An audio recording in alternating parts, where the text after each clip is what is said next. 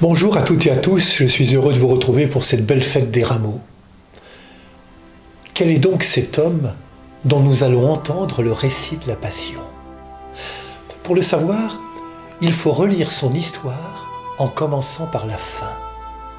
En effet, tous les gestes, toutes les paroles, tous les titres donnés à Jésus ne prennent leur sens que lus sur la croix. Sa mort sur la croix et sa résurrection donnent sens à toute sa vie incarnée dans notre humanité. Ainsi, nous pouvons affirmer que Jésus est l'accomplissement de l'humanité.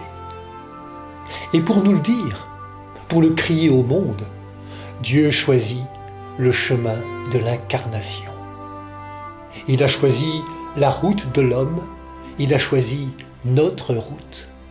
Comme le disait le père Michel Dubost, il est celui qui ose la faiblesse pour montrer sa force.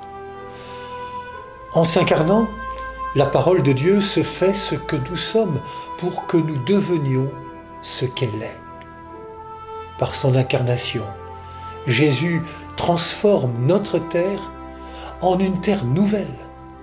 Jésus se fait le laboureur de Dieu selon l'expression de Clément d'Alexandrie.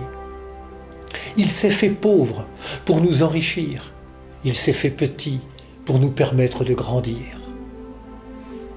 Quel est donc cet homme que l'on vient arrêter comme un bandit? Voilà qu'il n'entre dans aucune des catégories établies. Ni pharisien, ni sadducéen, ni zélote. Une certitude cependant, c'est un homme d'une humanité exceptionnelle. Il se mêle à la foule, mais il sait s'en détacher pour être attentif à chacune, à chacun, pour écouter la plainte de l'aveugle-né, pour inviter Zachée à descendre de son sycomore, pour parler avec cette pauvre femme dont le seul geste a été de toucher la frange de son manteau. Il est nazaréen, mais les chemins de Nazareth le conduisent vers toutes les nations. Il aime la nature, les oiseaux, le lys des champs. Il a le souci des besoins des hommes et des femmes. Il est bien de cette terre, mais en même temps, il est l'annonciateur d'un royaume qui n'est pas de ce monde. Il multiplie les pains et il dit « L'homme ne se nourrit pas seulement de pain ». Il aime les foules qui veulent le porter au pouvoir, mais il refuse d'en être le leader et la conscience. Il parle d'autorité et se veut un humble serviteur. Il témoigne d'une liberté de parole et d'action étonnante et il se soumet à la volonté de celui qu'il appelle son Père, jusqu'à accepter la croix. Il se retire pour prier et se mêle aux pauvres gens. Il prend leur défense contre les riches et il accepte les invitations chez les pécheurs et les pharisiens.